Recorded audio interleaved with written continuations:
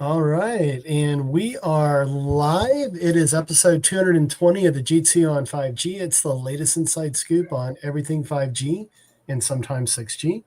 We cover 6 topics in about 20 minutes, and it's brought to you by More Insights and Strategy. I'm Will Townsend, and as you can tell by my background, I am not in Bastrop. I'm on the road. I'm in Manhattan. We've got a few other team members here as well for an IBM Infrastructure Day, but I'm here to spend some time with Palo Alto Networks tomorrow. But joining me again this week is fellow analyst Anshel Sag. Before we get started, Anshel, are you traveling this week at all? No, Oh I'm my goodness! traveling next week. I'll be at Intel Vision Global uh, Wow, in Vegas. So we will be hearing from Intel's new CEO, that's right. amongst other things. Awesome. Well, I can't wait to hear your insights from that event, my friend. But let's jump into my first topic. I want to talk about Verizon, and you and I have spoken about them in the past on other podcasts. I felt like they were a little late to the AI game relative to their competitors. Well, news broke this week, and this is actually an article that I found on RCR Wireless News that they've actually launched an AI assistant for small businesses, and this is really interesting. I don't know if this is something that they're necessarily monetizing. It may be something that they're doing to provide some stickiness with their small business customers, but at a very high level, what the Verizon Business Assistant is intended to do is support text messaging and allowing small businesses to automate customer interactions and improve engagement with this. I mean, it's basically a text chat bot. Mhm. But yeah, but within the press release, it sort of speaks to an example of a customer texting a bakery about gluten-free options and how the AI assistant can provide an instant answer with context and that sort of thing. So, and from Verizon's perspective, Iris Meyer, who's the chief product and marketing officer for Verizon Business, stated that typically small business owners are constantly juggling multiple responsibilities, and this is another opportunity to provide support for them. And sort of much like a lot of small businesses take advantage of SaaS-based security solutions and those sort of things because they don't have security operations teams, they don't have network teams, so they tend to go for services that provide a turnkey type of solution. So I think it's interesting. Nothing from my perspective super innovative about it, but what are your thoughts, my friend? Yeah, I think it's really interesting because small businesses are actually some of the best applications for these kinds of AI assistants because they're Mhm. force multipliers. Yeah, And I see that there are definitely applications where, if I want to call or text the business off hours, right, there should be like an AI assistant that can manage that, hmm, and then provide a summary to the business owner when they wake up in the morning of yeah, what calls and texts they missed, if there were any important ones, and even maybe if it's really complicated or really sophisticated, what business leads or what business it generated, right? So yeah, um, I think there's a lot of opportunity there for small businesses, especially. Um, my most curious thing is like, is this something that they're tacking on to like phone service? So that way, like if you're a Verizon mobile customer as a business, like yeah, I'm trying to understand how they attach it. I yeah. assume it's got to be with a cellular connection because they don't have that many small businesses running internet connections. Um, but yeah, I could see this being something that they offer for broadband customers, for mobile customers. Hmm. Um, but yeah, like in my mind, it's like, okay, I'm going home at 5 p.m. As a lot of small business owners, you end up having to answer hours after hours calls, but it would be great Yeah, if you could maybe use AI to handle that. And so when people call, they don't get a voicemail box, they get an AI assistant that can guide them and answer yeah, their questions for you so you right. can spend more time with your family. Because I grew up in a household of two small business I owners, know that. and Yeah, yeah. I'm very familiar with the overflow of small business ownership into weekends and evenings. And I used to go home with my mom in her salon. We would go from school to my mom's salon and then go home at like 8 o'clock when she was done. So Yeah. like um or sometimes when she would go to get off at 5. But it's like small business owners only have 24 hours in a day, Yeah. So I think AI tools like this are actually really useful. Hmm. And maybe this is a great way for AI to get access to people more um, with less friction. So I Yeah. think this is a good idea. I wonder if we'll see others follow suit. Yeah, no, I like your perspective on it because, I know you and I have talked about, you come from a family of entrepreneurs. And so maybe I'm being a little too hard on Verizon. There's definitely value here. I mean, to try to answer your point around how they're bundling this, not abundantly clear to me. And again, not abundantly clear to me that this is going to necessarily be a big kind of monetization opportunity for Verizon, but I see it as sort of a retention, mechanism, something that will keep small business customers sticky, potentially with Verizon. And yeah, and what's also interesting when you look at a lot of what the mobile network operators are doing with the AI, initially it's been around customer support, right? So a very, very similar use case, just, coming from the MNO. We've talked about T-Mobile and its Intent CX platform, which intends to take modern AI, generative, and eventually agentic, and really transform their customer support operational staff. So yeah, it'll be super interesting to see. And to your point, will others like AT and T and Vodafone and you name it, will they come out with similar offerings as well? But with that, let's go to your first topic. You want to talk about Sateliot, in a recent funding. I guess it's a grant from the Spanish government, and actually, I don't know if I mentioned this on our Mobile World Congress wrap up, but I got to meet with the CEO, and I got to see the size of the actual LEO satellites that they're putting in space. And dude, they're super tiny. They're like a little bit bigger than a shoebox. But anyway, what's this news about the Spanish government and the 15 million? Yeah, so I like to call these briefcase satellites. Okay. Um, and they remind me of the satellites Sony sent up for space photography. Hmm. But this was a $15 million round of funding from the Spanish Society for Technological Transformation, also known as SET. Okay. And this follows a $30 million loan they got from the European Union's investment arm. Um, and it's basically just more funding to allow them to continue towards their goal of operating 250 satellites. Yeah. And as we know, this is a primarily IoT, very small data application. Right. And I think when you consider kind of what's going on in the market right now, satellite tends to be the best way to get to monetization quickly. Hmm. And if you consider that Sateliot has been around for a while, like they already have contracts representing 270 million euros in annual recurring revenue across 400 customers in 50 countries. Hmm. So Yeah. um, they're operational. Let's say it Yeah. that way. Yeah. And I actually was invited to one of their events. I think it was last year or the year before, and unfortunately, I had to turn them down. But I definitely would love to meet with them. I'm glad you were able to. Yeah. Is there anything that you learned at MWC that might shed light on this investment ramp? Yeah, well, I did, and what's really interesting, number one, again, I was amazed at the size of the satellites, right? So, AST Space Mobile and the Bluebirds, they keep growing bigger and bigger and bigger, right? And so it's about the antenna arrays with what Abel and his team are doing in Midland. And then you look at Starlink, and they're not shoe boxes, but they're not huge, as well. So what I found interesting when I talked to the CEO, they're only going to need like less than a dozen of these very small satellites to completely support their global connectivity of their narrowband IoT offering.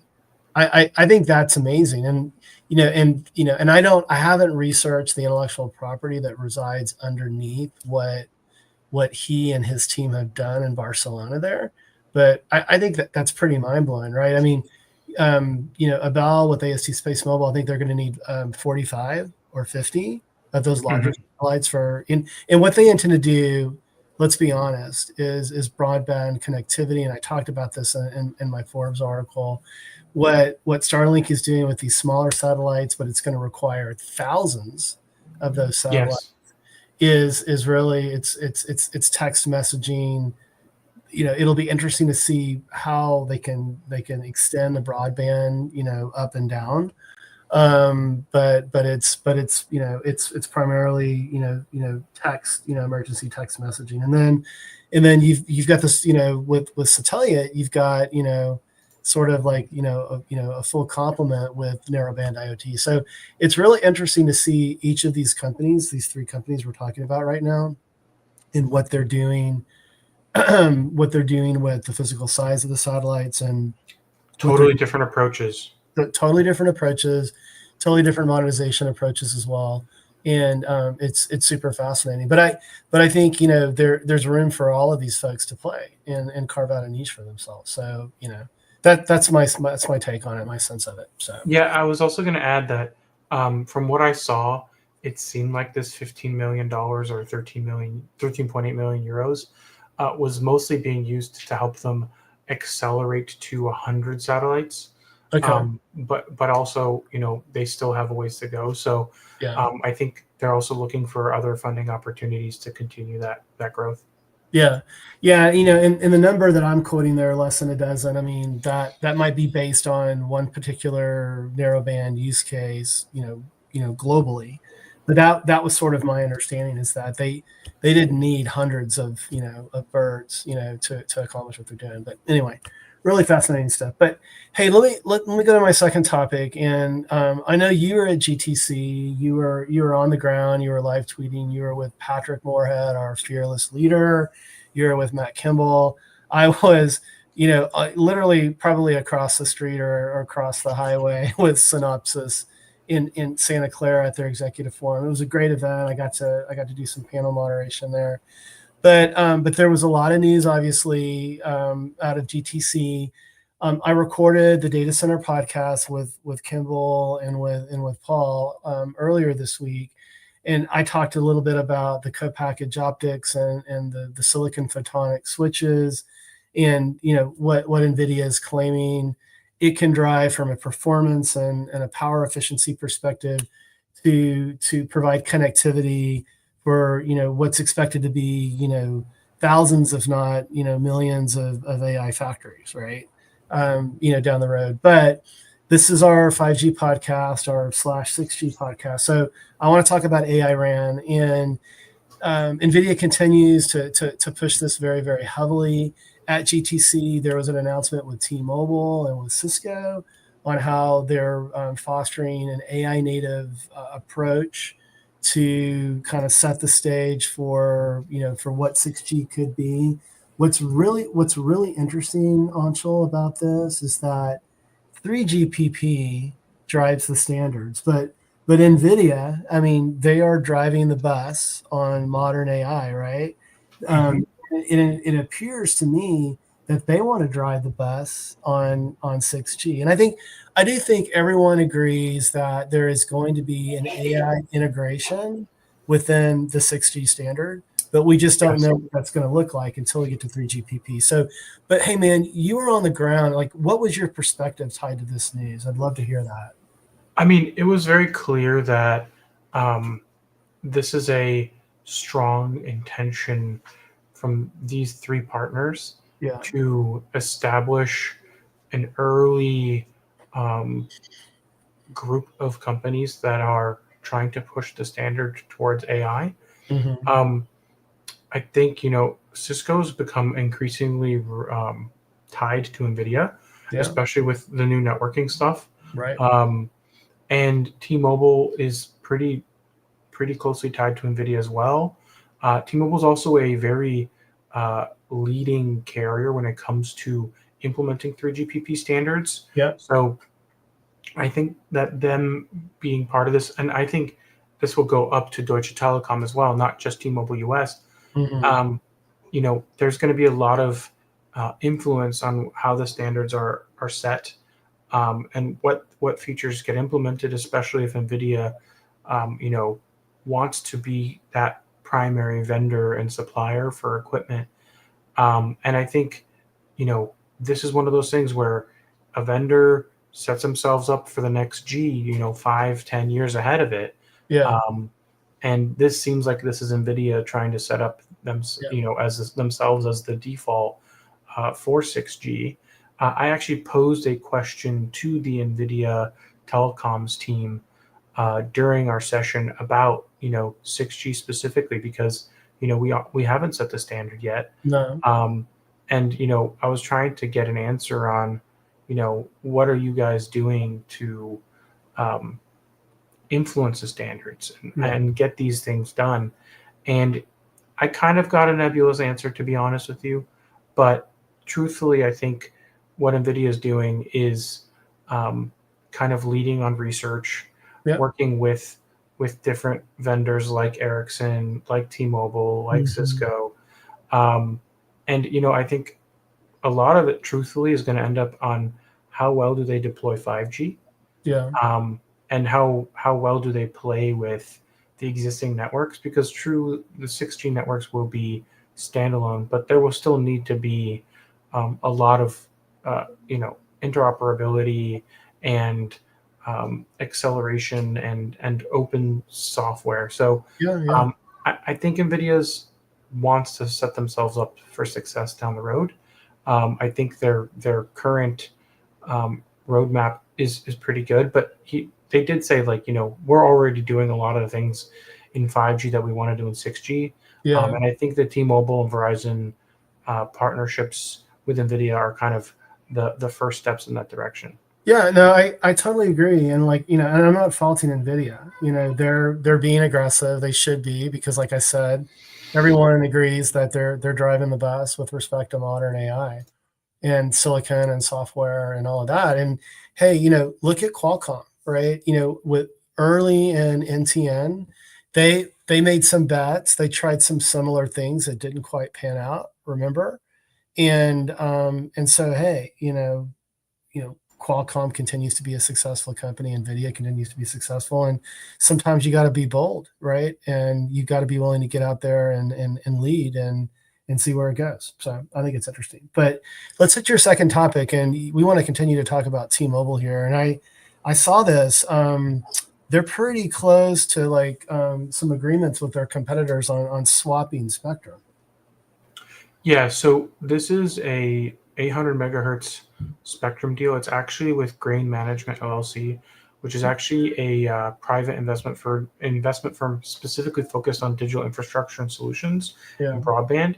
So basically, what's happening is they are going to sell their 800 megahertz spectrum to this firm, um, with a combination of cash and 600 megahertz spectrum.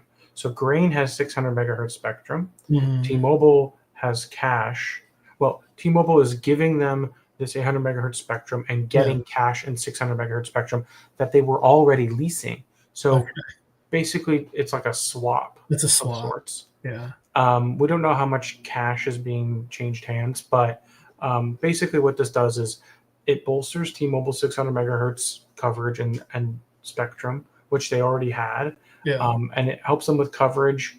And then it gives away the 800 megahertz spectrum that someone did not use. Mhm. Um, I wonder who and that was. yeah, and yeah, basically, what I'm hearing is that this will most likely be used for utility companies, Yeah. because 800 megahertz is still a very low band spectrum, Right. and it could be used for IoT Yeah. applications that would be nationwide. And yeah, it just seems like it's a good deal because T-Mobile gets spectrum that they needed. They don't need the 800 because they have the 600. Yeah. Um, and 600 has better propagation Yep. anyways. So, Yeah. Yeah. um, and the 800 megahertz blocks are going to be about the same as 600 megahertz blocks. So getting more 600 megahertz where they already have a lot is the best approach for them anyways. Yeah. Yeah. No, it And makes yeah, I think it makes it's net sense. Yeah. positive. Yeah. I agree. No, it makes sense. I mean, they've invested in 600 megahertz, and to be consistent with that, I think is important. And you're right. I mean, it propagates much better. And and this all goes back to T-Mobile's initial objective, right, with 5G, which was they wanted to get the most coverage out there, and they were very aggressive with that. They've invested in rural. You can argue that AT&T is invested in rural as well, especially when you look at fiber build outs and places like Evansville that were that didn't have the same proliferation of fiber as more densely populated areas. But no, I think it's a smart move, and T-Mobile continues to sort of refine things and sharpen the checkbook, and it's interesting to watch, man. I still remember when the whole Sprint deal was teetering. You and I, we had spent time with executives. We understood the fundamentals. You and I put our reputations on the line, and we said this deal is going to get done. And watch what happens, with T-Mobile. I got to tell you, man, let's take that victory lap again. And I'm not throwing shade on Verizon. They've had their challenges. I'm not throwing shade on AT&T, but it was really interesting to see basically the third place player emerge with what's arguably the strongest 5G network on the planet right now. So anyway, I Yes. thought I'd just bring that up so we could take that victory lap. I'll just add before we start talking about SoftBank, Yeah. that merger was the perfect example of an actual merger that benefited the entire industry and consumers. Yeah. Right, like Yeah. T-Mobile and Sprint were both kind of capped in growth, Yeah. and not really being successful together or separately. And the combination of the two just it boosted competitiveness from AT&T and Verizon. It Mm-hmm. catapulted them to first place, and Yeah. I think it accelerated 5G deployments in the country. Yeah, no, I agree. Competition breeds innovation. I'm going to say it for the millionth time again. So totally agree with you. Well, hey, we're going to close out the podcast this week and with a SoftBank super topic. So SoftBank has been on a tear, and it's funny, man. You and I have talked about them, the ebb and flow over the years, right? But lately, it's clear to me that they are doubling down when it comes to just AI in general. You're going to talk about Ampere, big acquisition there. Actually, Matt Kimball weighed in on that in a Forbes article, and I would encourage our viewers and listeners to check that out. But Yep. before you get to Ampere, I want to talk about their announcement of a telco large language model that they're positioning as foundational for telecom generative AI applications. So what they're calling their LLM is the large telecom model. I like that, the LTM. And it's built on SoftBank's own network and operational data. So remember, SoftBank, it does operate a mobile network, and but they also have this vision fund. They also invest in a lot of technology, and they acquire companies and that sort of thing. But so they've designed their LTM, their large telecom model, based on their own network and operational data. They've been, supposedly fine tuning this. And in particular, they cite a recent example how it was configured for base station optimization, and they found that it reduced task times from days to minutes. And this is huge, And when you talk about what NVIDIA wants to do with AI in the RAN, a lot of that comes down to base station optimization, right? So this is sort of a precursor to potentially what NVIDIA wants to drive forward with what it's doing with silicon and curating large language models and small language models and that sort of thing. So I think it's interesting, and I think the timing with it as well, the fact that SoftBank is a founding member of the Global Telco AI Alliance, but also the timing around its announced intent to acquire Ampere. And I'm going to let you take it from there because there is a correlation between these two. Yeah, so Ampere is an interesting company because they're one of the few ARM server vendors that are out Mhm. there, arguably one of the most high performance ARM server vendors out there. And it's interesting because SoftBank through ARM already owned 8% of Ampere. Mhm. So this was like them buying themselves out, Yeah. or just increasing their share of the company. But yeah, Ampere has succeeded where others have failed in terms of ARM server uh, availability and products. I wouldn't say that they've necessarily been gangbusters, but they were founded by a former Intel exec, Yeah. who Renee James, who's pretty familiar with the space. Hmm. And I think that this was very much SoftBank leaning into their AI ambitions, Yeah. also their telecom infrastructure plans, and also making sure that ARM servers continue to grow in relevance, whether that's in telecom or in the data center or Yeah. for AI. Yeah. And while this wasn't necessarily the full $8 billion valuation that this company had 2 or 3 years ago, it Hmm. is still 6.5 billion. Yeah. It's still quite a bit of money, and I think that this will also enable SoftBank to make ARM chips without having ARM be the company who makes them. Right. Yeah. And then what this obviously sets up is SoftBank wants to make a run at modern AI. And now, they've got large language models that are foundational. They've got purpose-built silicon. They're putting all the pieces together. I mean, at the end of the day, there's really, I would say that AMD is sort of a close second to really competing with NVIDIA, but NVIDIA clearly it has they're out, in front of all of these competitors quite a bit. But I see this as an opportunity for SoftBank I mean, they're Throw doubling their their hat in the ring. on AI. So yeah. All right, my friend. Well, it's been another great podcast. Why don't you take us home? Absolutely. We hope our viewers and listeners found this week's topics interesting. If anyone out there would like to provide insights on a specific 5G topic for future podcasts, please reach out to us on social media. Will is at Whaletown Tech, and I'm at Anshel Sog.